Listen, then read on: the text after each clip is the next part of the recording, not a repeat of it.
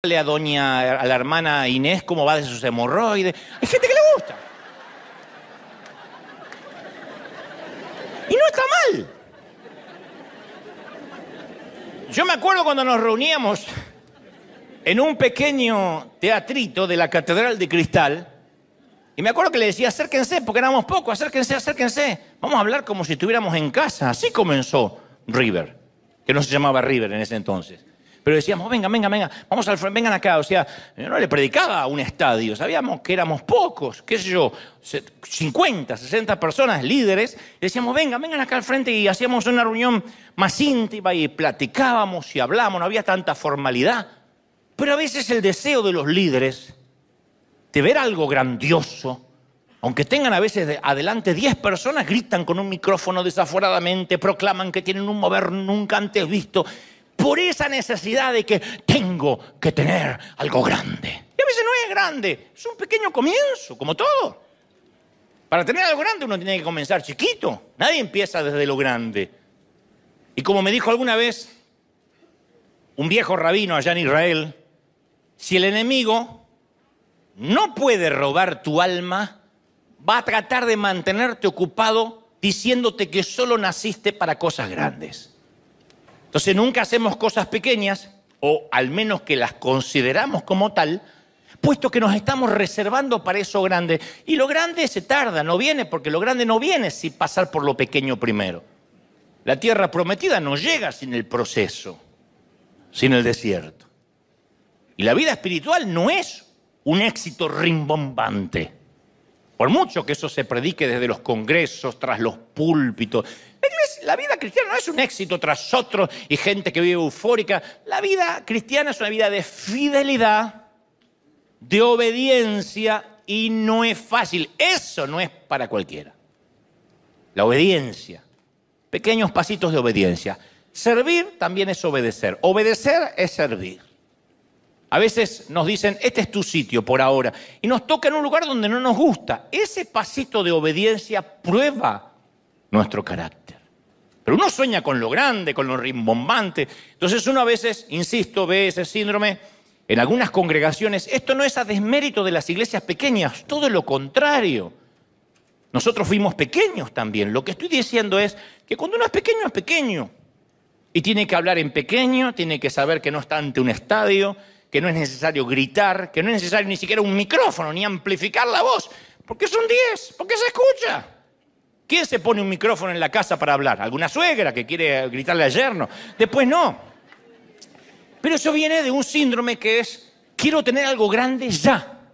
Quiero que esto sea explosivo ya. Y si esta zarza no arde, la voy a encender con una cerilla, con un fósforo, hasta que arda. Pero no funciona así. Entonces, como Dios sabía que nosotros nos íbamos a deslumbrar con lo grande, esa es la razón por la cual Jesús relató parábolas como la oveja perdida, la moneda perdida, el hijo perdido, la semilla de mostaza, el grumo de levadura. Porque Jesús estaba tratando de decirnos algo. ¿Qué? Que la vida espiritual es una vida diminuta, llena de decisiones pequeñas todos los días. No grandes decisiones, me voy a encerrar a orar y ayunar 40 días. Te van a sacar famélico en una ambulancia. Pero es pequeñas decisiones, voy a empezar a orar 5 minutos todas las mañanas. 5. Pero es muy poco, 5. Como los ejercicios, nadie se mete en un gimnasio y dice, entro con esta panza cervecera y quiero salir con el cuerpo de Schwarzenegger cuando tenía 30. No va a pasar. Uno dice, bueno, empiece con pequeñas rutinas, te va a decir el personal trainer, hasta que se vayan desatrofiando los músculos y empieza a desarrollar una caja torácica, etc. Bueno, esto pasa lo mismo con la vida espiritual. Son pequeños pasitos de obediencia chiquita. Voy a empezar a leer la Biblia un ratito a la mañana. No puede ser que mientras tome café no tenga un ratito para leer la Biblia. No es necesario decir, me voy a leer desde Génesis hasta Mateo y no paro. No, es 3, 4 versículos. A ver qué me dice el Señor. ¿Qué me quiere decir con esto? Uy, esto no lo entiendo. Bueno, voy a buscar algo que entienda un poquito más. Y me voy a los proverbios, a los salmos, los principios, los axiomas de sabiduría. 5 minutos, 3 minutos. Entonces son pequeños pasitos de obediencia, no la espectacularidad de que me voy a leer toda la Biblia y voy a hablar en lenguas nuevas, Rambo agarra la bazuca. Usa la manga larga. Hay gente que le encanta. Había un pastor que usaba la lengua para dar doctrina y decía, usa la manga larga, hermana. Bueno, en el Evangelio de Marcos hay una historia pequeña, diminuta, solo 4 versículos. Para ubicarnos en tiempo y espacio, Jesús acababa de despotricar en contra de las demostraciones excesivas de arrogancia, de la espiritualidad ostentosa. Y en cuanto termina su acalorada crítica, Jesús, acerca de los que quieren justamente que noten su piedad, se fija en una mujer que nadie se apercibe. Jesús reconoce la inequívoca apariencia de la pobreza. Me la imagino a la señora con ropas andrajosas, prendas muy gastadas, generalmente una encima de la otra porque el hambre hace que esas personas tengan mucho frío, ropa manchada con la suciedad de años, arrastrando los pies sobre el piso del templo, plin, plin, deja caer 2 moneditas en la urna, en la caja de la ofrenda. Es una linda historia, pero no las clases de historias con las cuales están hechas las películas de Netflix. Entonces, ¿qué es lo que hace que la historia de esta viuda sea tan poderosa? Que hoy la estemos recordando. No es dramática, no es espectacular, no es revolucionaria, no es significativa, no es sorprendente, pero aquí hay una mujer cuya presencia nadie nota, y peor que eso, cuya presencia nadie se preocupa en notar. Nadie la ve a la señora. Porque en el mundo que ella vive, ella es parte del paisaje, es un borrón en medio de una multitud de rostros. Nadie se va a acordar que ella entró al templo. Y aparte a ella no le importa si se fijan en ella o no. Está acostumbrada hace años a la insignificancia, a ser imperceptible, a la invisibilidad. De manera que Jesús presta atención a esa vida desapercibida, a esa sierva que no llama la atención, a esa discípula invisible.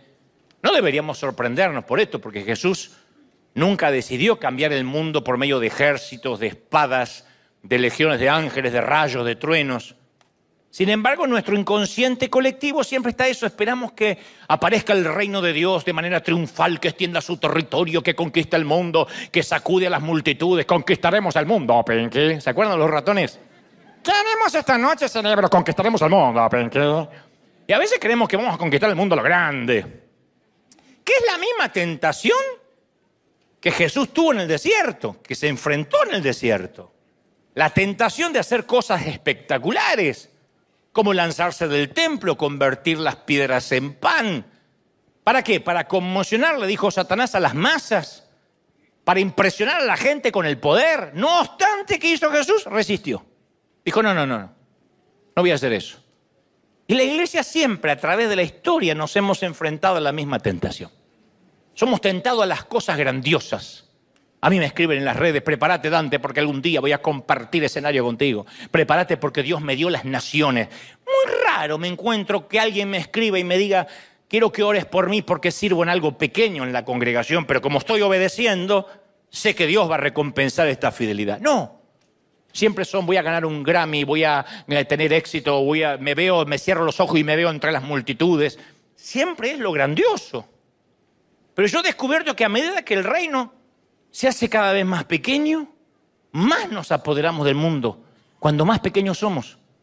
La Madre Teresa tenía una frase que decía, no podemos hacer cosas grandes si no hacemos las pequeñas con un gran amor.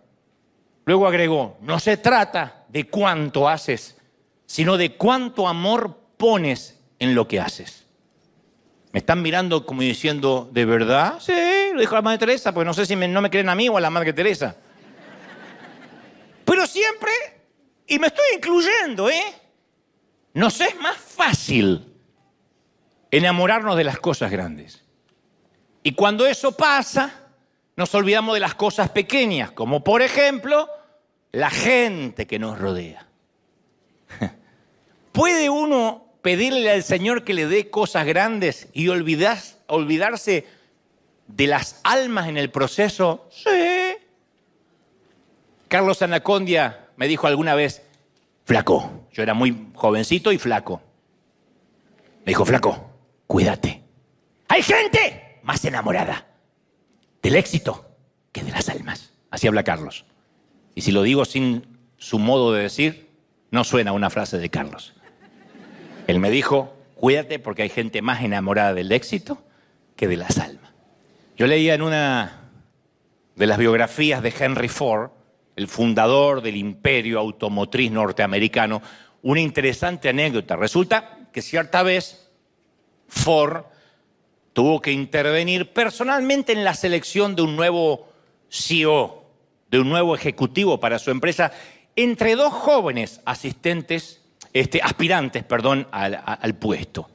Y entonces, curiosamente, ambos aspirantes eran graduados de una importante universidad, ambos tenían el mismo promedio de calificaciones, ambos se habrían graduado con honores y ambos estaban altamente calificados para ocupar el puesto vacante. Así que el gerente de recursos humanos no tenía argumento para saber cuál de los dos candidatos elegir.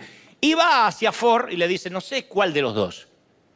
Y Ford dijo, yo me voy a ocupar de quién será el elegido. Pero la entrevista no la hizo en su oficina, sino en su restaurante favorito, Así que ambos aspirantes quedaron sorprendidos, halagados que semejante empresario los invite a aquel lugar. Y al terminar la cena, ya fuera del restaurante, el señor Ford le dijo a uno de ellos, estás contratado. Y le agradeció al otro por haberse postulado, pero le indicó que no iba a contar con él, que se quedaba con su amigo. Y entonces el joven rechazado le preguntó al magnate de los autos, señor Ford, durante la cena nunca hablamos de ingeniería, nunca hablamos de ventas, nunca hablamos de las tendencias del mercado. ¿Me puede decir por qué tomó la decisión de contratar a mi amigo y no a mí si hablamos de cualquier cosa? Y Ford le contestó, la razón es que tu amigo le prestó atención a los meseros, le dio las gracias por pasarle la carta, el menú, pidió por favor un vaso de agua. En cambio, para ti los meseros fueron invisibles. ¿No te diste cuenta quién te atendió? Solo fuiste atento y considerado conmigo y no con los meseros. Y el líder que yo estoy buscando no debe ver solamente la jerarquía y quedar bien con los de arriba. Tiene que ver al ser humano común. Por eso él fue contratado y tú no.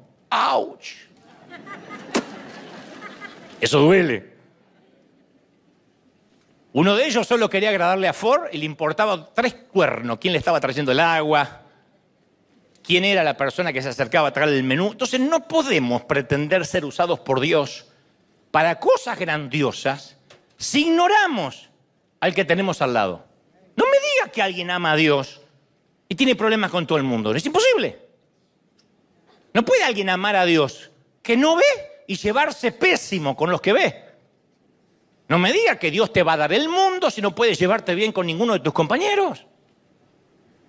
Si te peleas con todos, tú puedes tener problemas con uno, con 2, con 3, ya con 5, 6, 7 es un patrón.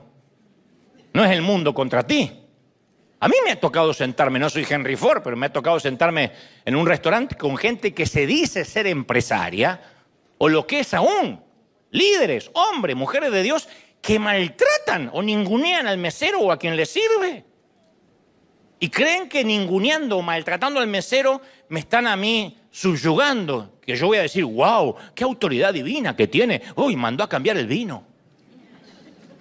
Dijo, esta no es una copa para un ciervo, cámbiela. Y yo voy a decir, wow, qué autoridad. No, es un petulante, un canalla, un imbécil. Que está maltratando a alguien que lo está sirviendo. Y Jesús dijo, yo no vine para ser servido, yo vine para servir. O sea, está maltratando al Señor. ¿Cómo va a decir que tiene un llamado a las naciones si maltrata al que lo está ayudando? Y Jesús tuvo un especial cuidado por la gente insignificante. De hecho, utilizó metáforas insólitas para referirse al reino de Dios. Usó la levadura, por ejemplo, que los judíos no eran muy fanáticos de la levadura, porque era la misma metáfora que Jesús, recuerden, usó para describir la arrogancia fariseica infecciosa. Él dijo, cuidaos de la levadura de los fariseos. Así que para quienes no les gustaba la imagen de la levadura, Jesús expresa, está bien, les voy a dar otro ejemplo. El reino de Dios es como la semilla de mostaza. ¿Se acuerdan?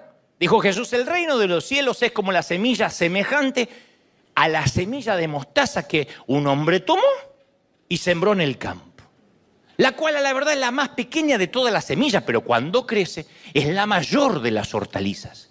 De tal manera que vienen las aves del cielo y hacen nidos en sus ramas. Esa es la metáfora que Jesús usó. Y Jesús usó también este ejemplo. Dijo, el reino de los cielos es semejante a la levadura que tomó una mujer y escondió en 3 medidas de harina hasta que todo fue leudado. Esta historia está en Mateo 13:31. Entonces los tipos estaban sorprendidos por las metáforas. Los primeros lectores del Evangelio captaban estas imágenes de la parábola porque conocían los grumos de levadura. Ambos son pequeños. El primero, la semilla de mostaza es el tamaño de una peca. Y se necesitan 750 de esos para tener 1 gramo. Y los grumos de levadura no son mayores que la yema del dedo pulgar. O sea, sin embargo, un diminuto grano de mostaza, dijo Jesús, puede germinar y echar frondosas ramas para dar refugio a una bandada de pájaros. Y una pizca de masa fermentada puede proporcionar 3 comidas diferentes diarias para 40 personas durante varios días. El Señor dijo, así funciona el reino. Lo que empieza como una menudencia chiquitita, acaba con grandes proporciones. Y yo pienso que la iglesia primitiva necesitaba recordar esto. Y de manera estratégica, Mateo ubica la parábola del grano de mostaza en medio de una historia acerca de la agricultura, en la cual Jesús ordena que nunca arranquen la mala hierba del campo, sino que la dejen crecer junto al trigo.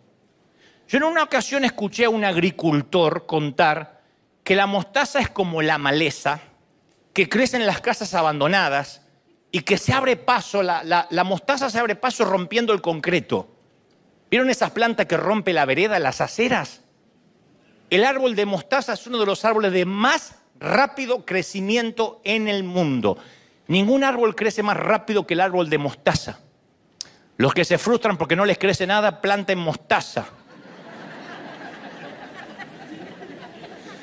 Y los judíos, que valoraban el orden, tenían reglas muy estrictas acerca de cómo mantener un huerto limpio. Uno de los secretos es no darle cabida a la mostaza, jamás. Porque la mostaza era conocida por invadir los vegetales y ahogarlos. Entonces la ley judía, de hecho, prohibía plantar mostaza en el huerto. Por eso digo que cuando los campesinos del primer siglo escucharon la metáfora de Jesús, se rieron. Jesús estaba utilizando una planta infame, si se quiere, para describir cómo el reino de Dios toma el control de una manera ingeniosa. Claro, a los judíos les gustaba más la metáfora de los cedros del Líbano. Aleluya. Somos los cedros del Líbano. Yo tenía un pastor alemán que cantaba eso siempre. Somos el cedro del Líbano, decía el alemán. Todos decíamos, Heil Hitler. Amén.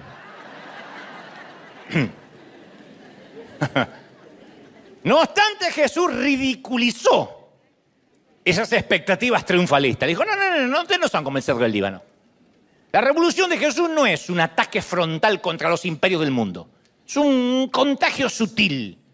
Una vida a la vez. Un alma a la vez. Ahora te voy a contar otro secreto. En los días del Imperio Romano, la mostaza era un símbolo de poder. Dicen que Darío, el rey de los persas, invadió Europa y conoció a Alejandro Magno. Y entonces Darío le envió a Alejandro un saco de semillas de sésamo para indicar la multitud de soldados que él tenía. Y Alejandro, en respuesta, le envió un saco con grano de mostaza con el siguiente mensaje. Ustedes pueden ser mucho como la semilla de sésamo, pero nosotros somos poderosos como el grano de mostaza, así que podemos derrotarlos. Y obviamente lo hizo. Así que una vez más Jesús le cambió el significado al poder.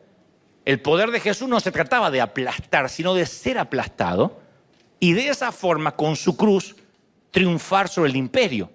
La mostaza, para liberar su poder, se debe aplastar, se debe enterrar. En el Evangelio de Juan compara la muerte y la resurrección con un grano que se muere. Dice, si ciertamente el grano no cae en la tierra, el grano de trigo, y muere, se queda solo. Pero si muere, ¿qué produce? Fruto. ¿Alguien sabe lo que produce un grano muerto? Porque me quedo así diciendo ¿qué produce? ¿Qué produce? Fruto. Entonces la mostaza es el patrocinador oficial de la revolución de Jesús. La mostaza es el patrocinador, un símbolo de poder al revés y además un buen aderezo para un rico hot dog, perros calientes o panchos, como decimos en Argentina. Ahora, como si fuera poco, Jesús agrega una cosa. La planta de mostaza que empieza con una semillita así, va a crecer tan grande que los pájaros van a venir a anidar en sus ramas. El imaginario popular hebreo pensaba que las grandes aves, los águilas, que simbolizaban las naciones, solo podían anidar en los cedros del Líbano. Aleluya. Pero Jesús dijo no, que las aves que van a venir al árbol de la mostaza eran diferentes, porque las palabras aves aquí no se refiere a las majestuosas águilas o cóndores que habitan en los cedros, sino a las aves de rapiña, los que comen carroña. Esos son los que anidan en los árboles de mostaza. ¿Cómo no lo van a querer matar a Jesús? ¿Cómo no le van a pedir la cruz? Los agricultores tenían fobia a esas aves en sus huertos. Por eso tenían espantapájaros. O ponían la foto de una suegra o lo que sea para que los pájaros no vinieran. Pero Jesús dijo que el reino de Dios es para esas aves. Yo digo, gloria a Dios que el reino de Dios es como un grano de mostaza para que después en esos árboles anidemos los insignificantes, los indeseables, los marginados, los parias, para que celebremos este árbol maravilloso. Alguien tiene que decir, ese es mi Dios. ¡Aleluya! Ahora, insisto, vivimos en una cultura que nos dice que tenemos que valorar lo grande. ¿No quiere agrandar su combo por 20 centavos más? Y agrandamos a una cosa así que no nos vamos a tomar en la vida. Esos baldes de palomitas que son así, va solo al cine y tiene un balde para alimentar a Uganda. ¿Podés comerte todo eso? No, pero me lo dieron por 30 centavos más. ¿Vieron que los gringos, los vasos son así? Van chupando. Yo sé cómo toman tanto, unas cosas, unos baldes. Nosotros los argentinos tenemos muchos ascendentes europeos y el café es algo chiquitito, como son los tintos en Colombia. Son cafés pequeñitos o los cafés. Mirá la nostalgia que les dio cuando dije el tinto. Y tienen tanta nostalgia porque no van Yo extraño el café argentino, pero no para tanto. O los cafecitos cubanos, que son chiquititos así. Son así los cafés cubanos, que un café cubano. Y los cubanos te mienten así como los mexicanos cuando te dicen esto no pica. Yo le pregunté a un mexicano, ¿esto pica? No. ¡Ja! A la entrada y a la salida, 2 días después. El cubano también. ¿Este café es fuerte? No, ¿qué va a ser fuerte? Una vez en un aeropuerto así. ¿Qué va a ser fuerte? Esto es lo más livianito que tenemos. En Cuba. En Cuba está mucho peor. Este es livianito, este está todo aguado. Tomé ese café, iba más rápido que el avión yo. Y así estaba. Quedé así. 3 días estuve así. Con arritmia.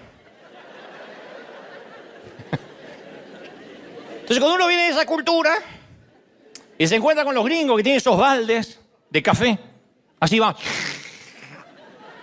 Uno dice, ¿y por qué? Y porque acá todo es grande. Unas hamburguesas que son la señora vaca hecha hamburguesa.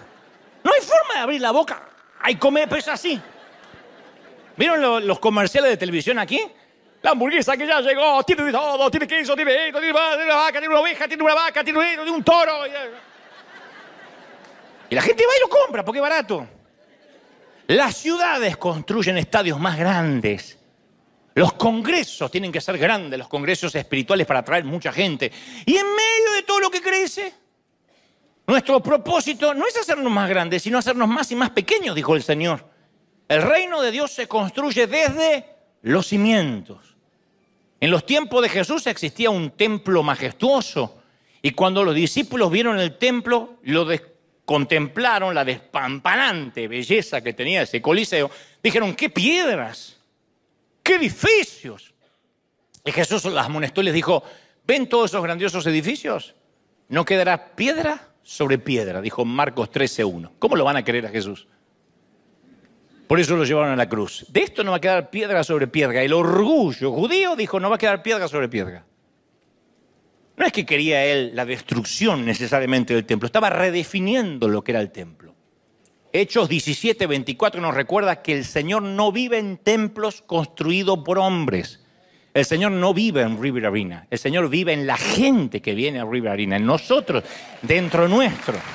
¿Estamos de acuerdo, sí o no? Por eso que yo mantengo que no tenemos altar, que este no es un lugar santo. No, nosotros somos los que somos santificados por la gracia. Porque si no, sería injusto que el lugar santo sea aquí los domingos y después vivas en el mundo el resto de la semana. Entonces siempre nosotros insistimos igual de todos modos. Sabemos que el Señor no habita en templos, pero siempre estamos insistiendo en hacer una casa a Dios. Hay un capítulo de Los Simpsons, yo sé que ustedes no lo ven, pero yo lo veía cuando no tenía Cristo, donde Homero es obligado a ser misionero en una jungla. Se va con Flanders, que era el buen cristiano, y se va a construir en una jungla casas, y de esas casas que construye una capilla, una iglesia. Y al finalizar, Homero mira la capilla y dice, estoy feliz de haberle construido una linda jaula a Dios. Y a veces lo que pensamos, que le construimos una jaulita a Dios. En 2 de Samuel 7, la Biblia relata que David vivía en una mansión, dice la Biblia, en un palacio de cedro. Y comienza David a considerar la idea que Dios necesita un lugar grande, lujoso para habitar. No obstante, Dios le rechaza la idea y le dice, ¿serás tú acaso el que me construye una casa de verdad para que yo habite? Desde el día en que saqué a los israelitas de Egipto, y hasta el día de hoy no he habitado en casa alguna, he andado por el desierto, en tiendas de campaña, le dice David. Entonces yo digo, claro que estamos agradecidos por tener este arena, porque es un lugar cómodo para reunirnos. De aquí enviamos los mensajes al mundo. Pero te voy a confesar algo que surge de mi propia investigación. Después de haber viajado por todo el mundo, porque yo soy evangelista hace muchos años. A medida que la congregación crece, en términos de personal, de campus, de edificios, en propiedades, disminuye en forma dramática el dinero y la ayuda destinada a los pobres y a los necesitados. Más grande la iglesia, menos da. Yo acabo de leer un estudio reciente que muestra que las personas ricas son mucho menos generosas que las personas pobres. Como que el pobre o el que se siente pobre da porque dice, al cabo, no voy a ser más pobre por compartir un plato más. El rico lo piensa varias veces, porque se empieza a presupuestar. Más gana, más suben sus gastos. Y las grandes congregaciones dan proporcionalmente menos a los pobres que las congregaciones más pequeñas. Y esto se debe a que cuando uno crece mucho, también crecemos en homogeneidad. O sea, nos empieza a gustar el hecho de estar con personas que piensan como nosotros, que tengan el mismo nivel económico que el nuestro. Pasa con los barrios. Cuando un hispano gana un poco más de dinero, lo primero que quiere hacer es irse del barrio de los hispanos. ¿Por qué te vas a mudar acá? Porque está lleno de hispanos. ¿Y vos qué sos, de Neptuno? ¿De dónde eso? No, me voy a un barrio donde sean todos gringos, en todo caso orientales. Como que queremos salir de eso que nos identifica. Pero eso somos. Y vamos a llevar la hispanidad a donde sea. Porque va con nosotros, porque eso viaja con nosotros. Eso no cambia, porque ahora nos reunimos con gente como uno. Gente que tiene el mismo nivel económico. No. A mí me ha tocado conocer enormes iglesias cuyo presupuesto está invertido en mantener un enorme elefante blanco que no saben cómo está ahí. Los profetas primitivos dirían que una iglesia que invierte millones de dólares en construir edificios, mientras sus hijos están hambrientos, son culpables de homicidio. Imagínate la escena de una familia biológica. Un padre construye una mansión y sus hijos están muriendo de hambre. No tienen ni para una pupusa. No te digo para un churrasco argentino, una pupusa. ¿A qué nivel de pobreza? Cuando vos prediques, poné el ejemplo que quieras, yo soy argentino. Imagínate un hombre que se pone a construir una mansión y los hijos famélicos. Lo internan al tipo en una institución por problemas mentales o es enviado a la cárcel en el peor de los casos. Entonces, una de las creencias subyacentes es que el dinero y las ofrendas y los diezmos le pertenecen a la iglesia, o sea, los que administran la iglesia. A veces se cree que los diezmos, las ofrendas son para mantener el estilo de vida del pastor, para mantener a sus hijos, a sus yernos, a sus nueras, a sus nietos, o sea, a la familia pastoral, y lo que sobra se invierte en agrandar el edificio. No obstante, las Escrituras enseñan que las ofrendas son el instrumento que Dios utiliza para la redistribución y que éstas le pertenecen a los pobres. Entonces, el ítem de dar a los pobres no debería entrar en el presupuesto de la iglesia. El ítem de dar a los pobres es el presupuesto. El dar es el presupuesto de River. Le guste a quien le guste, damos, porque ese es el presupuesto, ese es el lema de nuestra congregación. Ahora, ustedes dirán, ¿qué tiene que ver esto con la semilla de mostaza? Mucho que ver. Habrán escuchado por ahí que la Biblia dice en Levítico que el 10% era destinado a sostener a los levitas, a los sacerdotes. Se les daba el sacerdocio de los levitas. Pero no es casualidad que la primera estructura organizacional, yo solo me meto esas palabras difíciles, organizacional, de la iglesia primitiva fue creada para asegurar la redistribución para las viudas, para los huérfanos, como relata el libro de los Hechos. De manera que en la historia más del 90% de las ofrendas tenía que ser dada a los pobres. Eso hacían los discípulos. Pero vivimos en una época en que nos hemos encargado de revocar eso, de cambiar eso. Yo leía las estadísticas, en la mayoría de las iglesias el 90% de las ofrendas se utilizan empleados, en construir un campus más grande, en construir un gimnasio para los jóvenes, en construir un salón para las damas. Y termina siendo una malversación de fondos.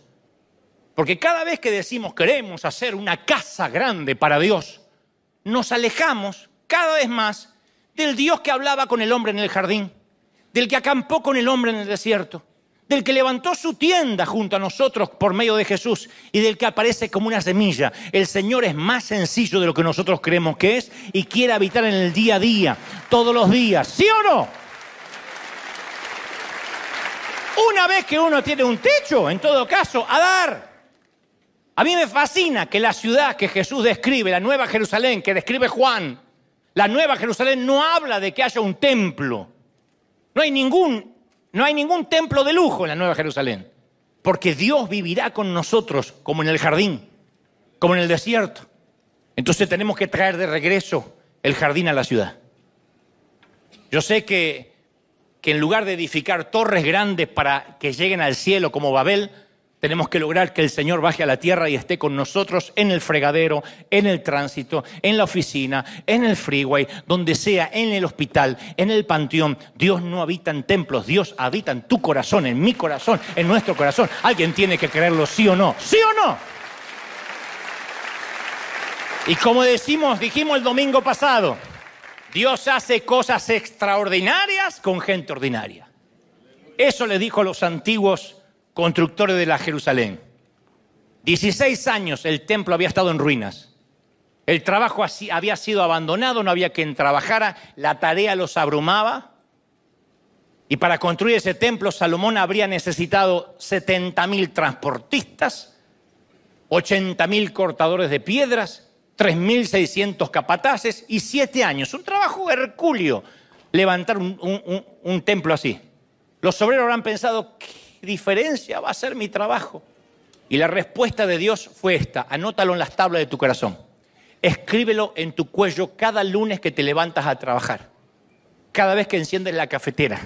Cada vez que te subes al freeway atestado a la hora pico.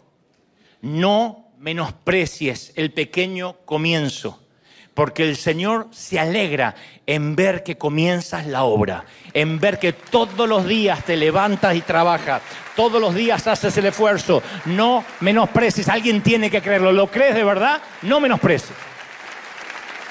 Mami, Yo sé lo difícil, mamá, que es todos los días ser mamá, porque los papás podemos olvidarnos de ser papá. De tanto en tanto miramos al hijo y decimos, ¡qué barbaridad! ¿Cuándo fue que creció? Condenado desde que nació que está creciendo. Pero la mamá, todos los días, y está con ese bebé cuando tiene cólicos, cuando tiene gasecitos atravesados, cuando tiene vómito, cuando no puede respirar. Y todos los días iba al baño a orinar con la puerta abierta porque no puede darse ni el lujo de tener intimidad a ver si el nene hace algo, tira la olla hirviendo o mata al hermano o hace cualquier cosa. Entonces, y el padre no, pero la madre todo el tiempo. Y no hay reconocimientos. Y nadie te va a dar un diploma. Y es muy raro que te digan, pero qué lindo que lo haces todos los días, ¿eh? ¿Y qué haces, mamá, cuando tú también te enfermas? Y enferma y todo tengo que atender al niño. Porque mi esposo trabaja o porque estoy sola. Y todos los días vuelves a empezar. Los caballeros también. O las mujeres que trabajan. Todos los días vas a esa ratonera, a ese cubículo, a esa oficina y aguantas a un jefe maltratador y a compañeros que todo el tiempo están pensando en serrucharte el piso. Y todos los días. Líderes, ministros, que preparan su sermón y un día porque llueve un poquito o juega su equipo de fútbol, la gente deja de venir. Por Dios, yo he estado en esa estación de la vida donde uno se esfuerza, trabaja y ese día la gente no viene. Es porque tenemos unas carnitas y un cumpleaños que vino el compadre. Y uno dice, Señor, ¿por qué no te los llevas o te los mando? Y todos los días uno sigue y sigue. No menosprecies las pequeñas cosas. Lo que a nosotros nos parece insignificante, para otros puede resultar inmenso. Frente a un gigante, ¿qué es un canto rodado? ¿Qué es una piedra? Nada. Dios la utiliza para derribar a Goliat. Comparado con los diezmos de los magnates, ¿qué son las monedas de la viuda? Pero Jesús lo usa para inspirarnos. Ese es el poder de los granos de mostaza y los grumos de levadura. Poder para rasgar sudarios, para empujar piedras mortuorias. Poder para cambiar la historia. Entonces yo veo que en las manos de Dios pequeñas semillas crecen hasta que se convierten en árboles frondosos. Una pizca de levadura crece hasta formar grandes hogazas de pan.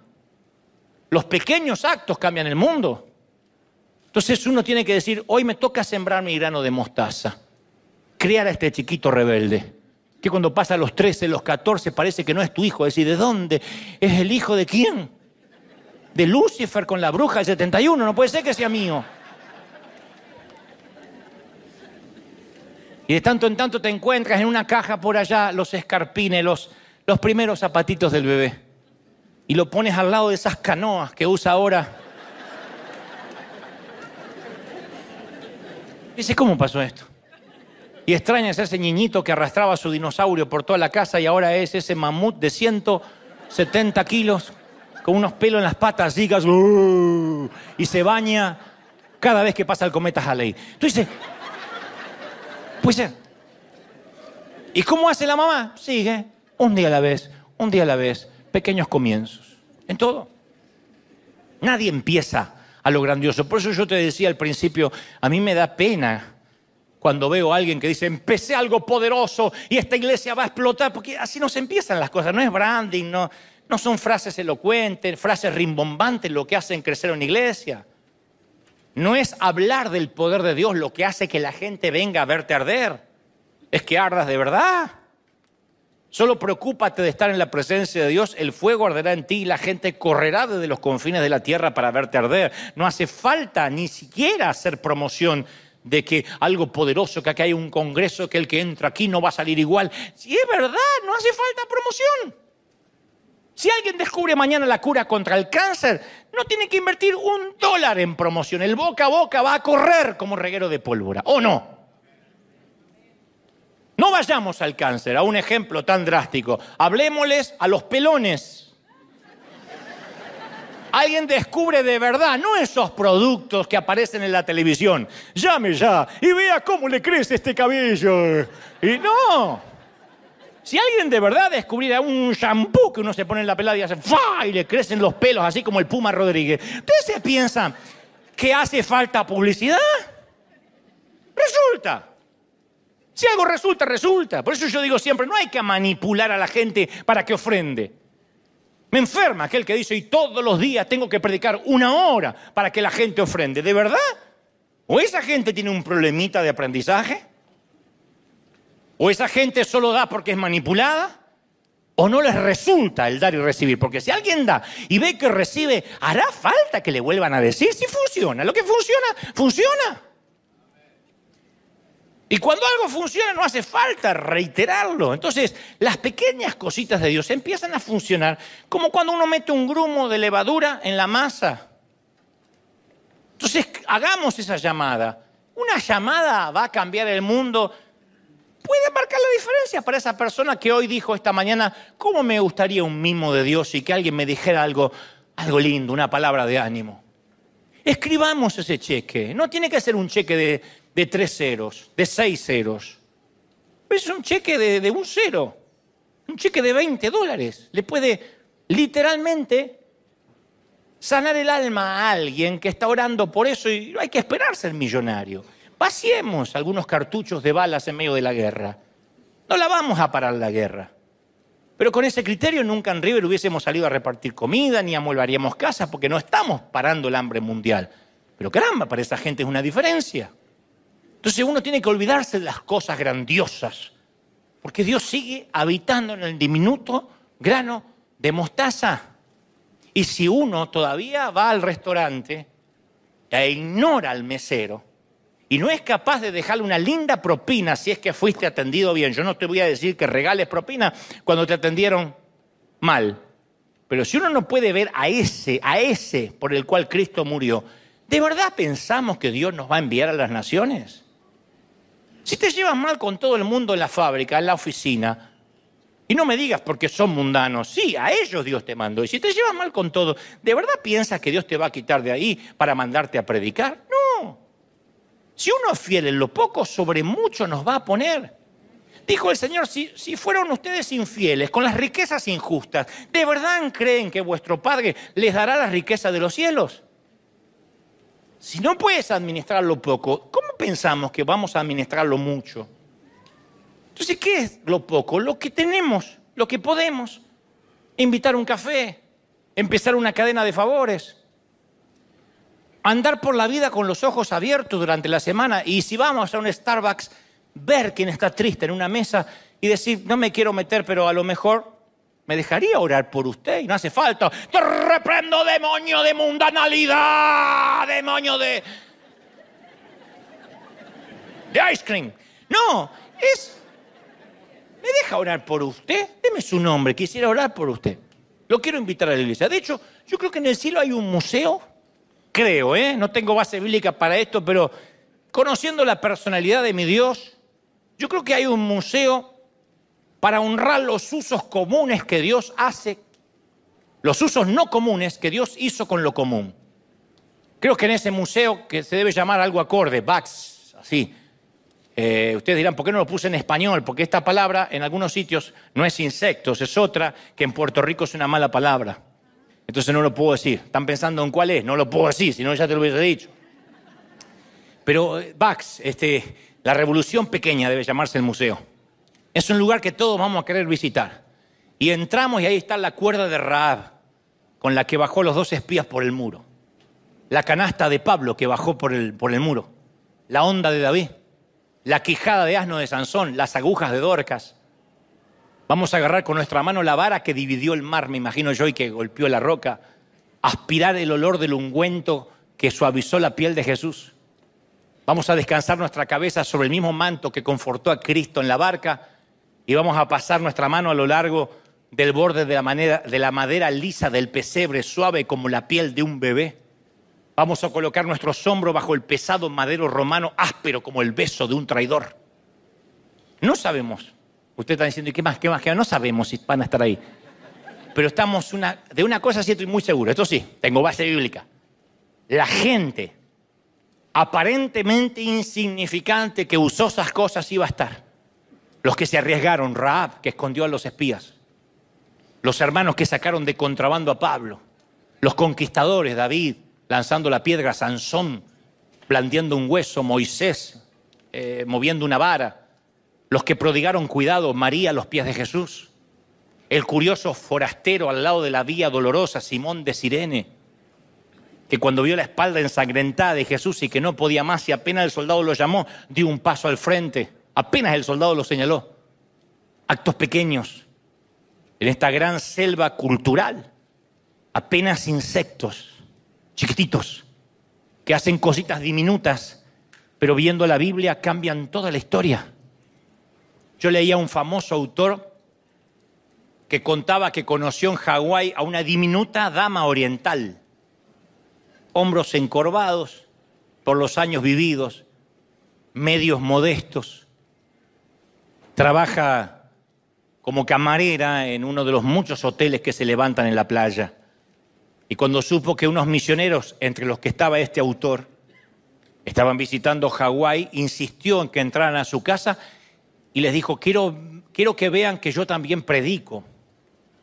Y cuando entraron a la casa, la dama, esta oriental, tenía una mesa enorme, llena de pintura, de pegamentos, de marcos de madera, pero la mayor parte del espacio estaba ocupado por piezas de madera talladas, como si fueran la apariencia de un libro abierto, así, como si fuera piedra que simulan un libro. La mujer les dijo que ella no sabía leer y también dijo que ella no podía dar dinero, ni era buena para hablar, pero que había aprendido artesanía y la usaba para predicar. Y su plan era simple. Tallaba un libro en la madera, de un lado ponía la foto de un amigo que la sacaba en una Polaroid, ¿se acuerdan de las Polaroid? Y del otro lado le pedía a un amigo que trabaja de camarero con ella que le escriba un versículo bíblico y se lo pegaba acá. Su razonamiento era que a la gente le encanta ver su foto. Y la mayoría de sus amigos son gente simple, que tenía pocos adornos en las paredes. Entonces esta era una manera en que le dijera, te regalo esta foto tuya con estas letras aquí. Era una manera de que tengan un versículo en sus paredes, donde lo iban a ver diariamente. ¿Daría resultado esto? Uy, uno nunca sabe. Pero Dios usa pequeñas semillitas para recoger grandes cosechas. Él viajó en lomo de asno, ni en corcel, ni en carroza. Él viaja en simples burros. Sería lindo que le mires a alguien y le diga, él viaja en burros. Él viaja en burros. Aquí le tienen el gran burro parlante hablándoles. Y esta dama oriental terminó diciéndole a los misioneros, si al menos uno de estos versículos al lado de la foto le cambian la vida a uno de mis amigos, yo me voy a sentir honrada toda mi vida que mis humildes regalos puedan ser usados por un rey. Entonces ningún sembrador sabe la magnitud de su cosecha. Pero nos vamos a sorprender si en el Museo del Cielo, junto a la onda de David, la vara de Moisés y la soga del burro, nos encontramos con un libro tallado de madera, con una foto y un versículo hecha por la mano de una chinita invisible de alguna pequeña isla de Hawái. Porque Dios usa esas pequeñas cosas, los pequeños detalles. Y yo digo, por esa razón, es que a veces el instrumento que transforma una vida está ahí y no lo estamos viendo porque estamos esperando cosas grandes. Tal vez mientras le cambias el aceite del motor a tu cliente, podrías dejarle un folleto o una invitación a la iglesia, un pequeño librito en el asiento y diga, eso va como regalo de la casa. ¿Cambia el mundo eso? ¿Es al estilo Billy Graham? No. Pero bien podría eso ir al museo de los cielos. O quizás te toque cuidar niños en una guardería, en un daycare. Y todas las mañanas oras por ellos. En silencio, o les enseñas algún principio bíblico. ¿Quién sabe? Alguno de esos niños podría ser un adulto que sí cambie el mundo mañana. O tal vez él es albañil o constructor. Y tus compañeros te ven cada mañana.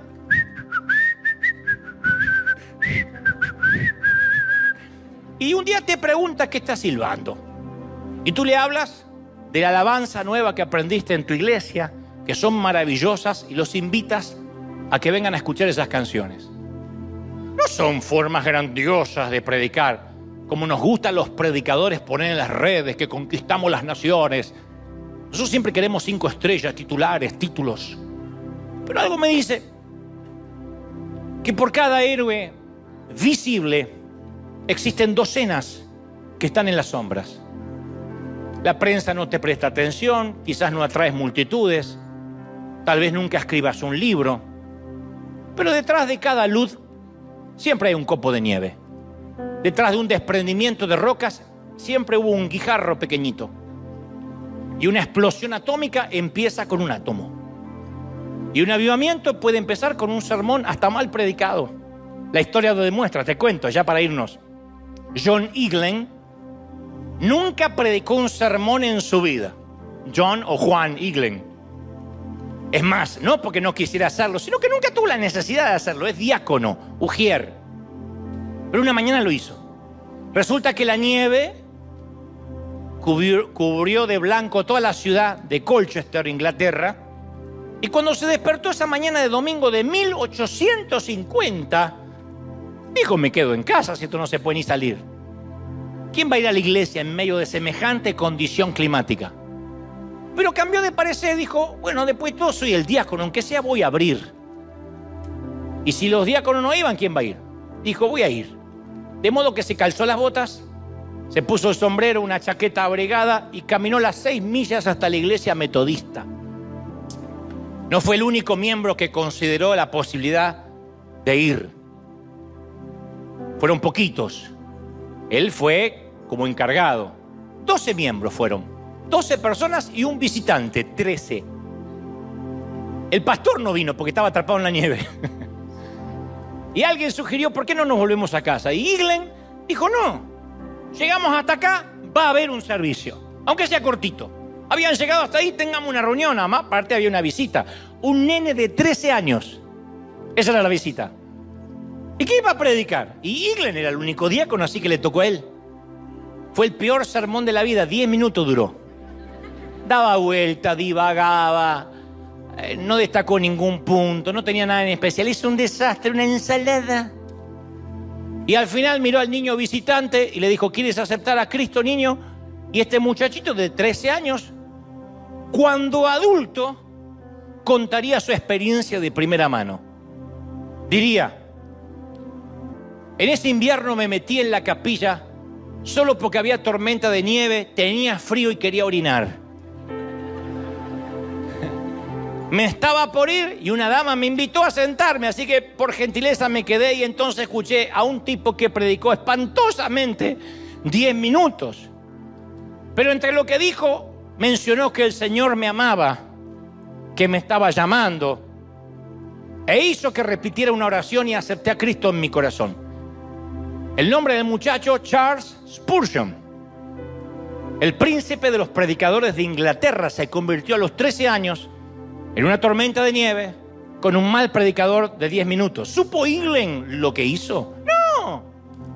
¿Saben los héroes cuando realizan trabajos heroicos? No. ¿Se reconocen los momentos históricos cuando están pasando? No.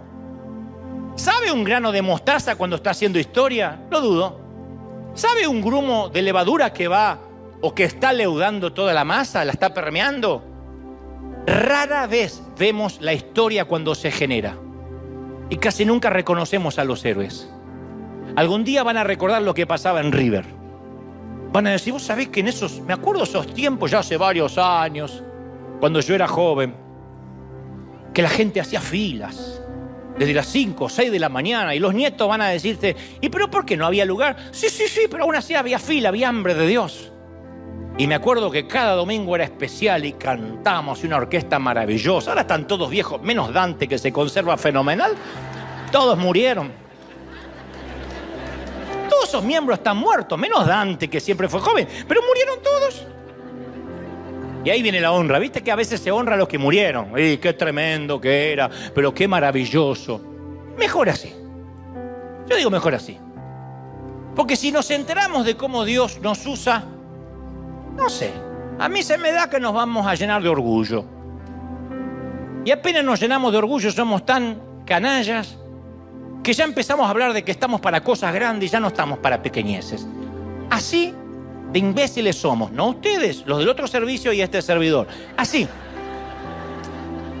Apenas nos destacan de que estamos haciendo historia y que lo pequeño importa. Y bueno, ya no estamos para cosas pequeñas. Yo ya pasé por eso. Y ya queremos algo grande. Y nos olvidamos que las pequeñas elecciones, los pequeños actos de obediencia a Dios, chiquititos, a veces no parecen mucho. Pero cada pequeña contribución que hacemos para su reino es tomada en cuenta, recordada en los cielos. Cada pequeña consejería, cada vez que oras por alguien, cada vez que das una sonrisa, un abrazo sincero. Hay gente que no se olvida de un abrazo sincero y dice, me cambió la vida, nunca me habían abrazado así. Hace poco lo dijo un artista que vino aquí que dice, hace años que nadie me abraza como me abrazó este muchacho. Esas cosas pasan, un abrazo. Diminutos grumos, pequeñas semillas, insignificantes, insectos. Pero a medida que el reino de Dios se hace cada vez más pequeño, más nos apoderamos del mundo desde dentro. Y nunca olvidemos que la semilla de mostaza es el patrocinador oficial de la revolución pequeña de Jesús. Esos somos, pequeños gigantes haciendo cosas donde no nos ven. Ese es el mayor anhelo que tenemos como líderes, como pastores, que cada uno de nosotros dé lo mejor de sí donde Dios te haya puesto, en el lugar que te haya plantado. Si viene lo grande, bienvenido. Si no viene lo grande, el camarero es una buena opción para comenzar. El que está en el café en la mesa de al lado, el que vemos que no puede, no le alcanza para comprar una Biblia, aquel que en el mercado vemos que está meta a buscar precios y tiene 3 chiquitos, 4 chiquitos alrededor y la mamá busca precios y se saca y pone dentro del carrito porque nos damos cuenta, si vamos con los ojos abiertos, que esa mujer está haciendo malabares para poner comida en la mesa. Entonces no hace falta amueblar casas, no hace falta tener presupuestos millonarios, no hace falta decir, bueno, es que nosotros no somos River, nosotros no vemos salir dólares de los grifos. Nosotros tampoco, Los que vivimos acá sabemos que los dólares no salen del baño. Hay que trabajar, y duro. Pero todos podemos hacer algo, todos podemos servir, todos podemos ser un agente de cambio. Y sé un grano de levadura, un grumo de levadura, un granito de mostaza. Te invito a una revolución, gente. ¿Están conmigo, sí o no? Te invito a una revolución pequeña con cambios grandes. Dale un aplauso grande al Señor de señores, al Rey de Reyes. ¡Aleluya! Si crees que Dios habló hoy.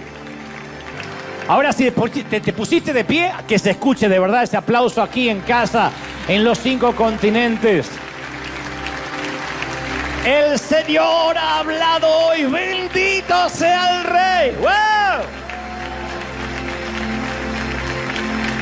¿Cuántos reciben esta palabra? Díganme amén.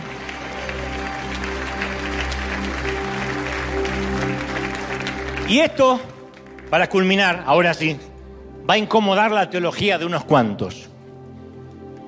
A pesar de que yo estoy aquí cada fin de semana y hago giras, dando conferencias, me he dado cuenta en los últimos años qué fascinante cómo uno de lejos puede impactar, pero de cerca uno afecta. Y cuando me toca estar de cerca comiendo con alguien, con gente que no tiene a Dios aparentemente, tengo algunos pocos minutos no para predicarle, sino para demostrarle con mi vida de que alguien mora en mi interior, que este es el templo del Espíritu.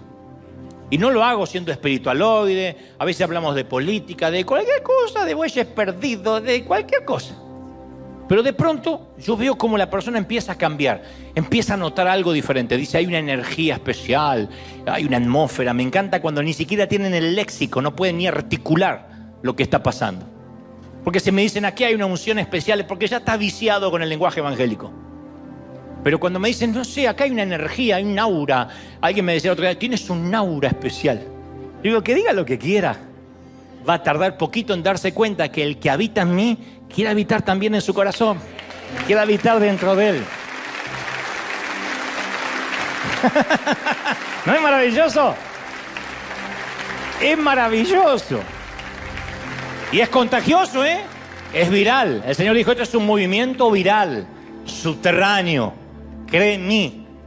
Pobres los seguidores de Nabucodonosor y los babilonios que pensaban que estaban tomando cautivo a algunos muchachos. Sadrach, Mesach, Abednego, Daniel o Belsasar. Pobres que pensaban que estaban tomando cautivos cuando lo que Dios estaba haciendo es meter 4 topos o unos cuantos topos dentro de Babilonia y desde dentro, así infiltrados, tomar cautivo toda Babilonia. Metió 4 muchachos que parecían que vestían igual que los de ahí, hablaban igual que los babilonios, pero al cabo de pocos meses el rey terminó diciendo: yo les digo a todo el mundo que no hay Dios como el Dios de Daniel. No hay Dios como su Dios. ¿Alguien quiere esa declaración? Que alguien diga amén. No hay Dios como el Dios de la gente de River. ¿Tú lo crees? Vamos a orar. Primero voy a hacer lo que hizo Eaglen en la iglesia metodista. Puede que haya aquí alguien de 13 años, de 40, de 70, de 80 que está por primera vez. Y quién sabe, quizás tocando a esa gente, algún día estemos tocando una multitud. Así que repite conmigo esta oración. Di: Señor Jesús, entra en mi corazón. Perdona mis pecados. Gracias por la cruz, por resucitar, por darme vida eterna. Gracias, Señor. Te recibo como mi Salvador. Fuerte di: anota mi nombre en el libro de la vida. Y ahora sí, levanta las manos y vamos a orar todos juntos. Vamos a clamar. Para aquellos, como dije el domingo pasado, que están frustrados porque eso grande, esa profecía que te dieron no se cumple. El Señor me dice que te recuerde: yo me regocijo en los inicios pequeños. Comienza. Da un primer paso de fe. Escribe unas líneas. Redacta un blog. Llama por teléfono. Escribe un cheque. Todos los días puedes hacer la promesa a Dios que no tirás a la cama sin haberte asegurado que trataste de cambiarle la vida a una persona. ¿Me oíste? No una multitud.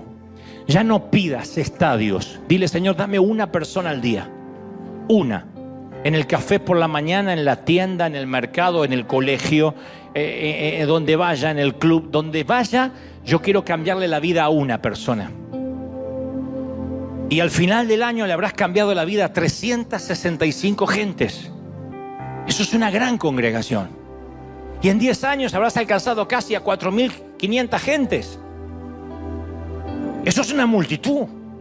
Y algún día esos tótems estarán allí en el Museo de los Cielos, del día que escribiste un cheque, que hiciste una llamada, que diste un abrazo, que diste una palabra de aliento, que enviaste un versículo. Vamos, levanta las manos y comienza a clamar conmigo. Yo siento que algo nuevo empieza a liberarse aquí, en el resto del mundo.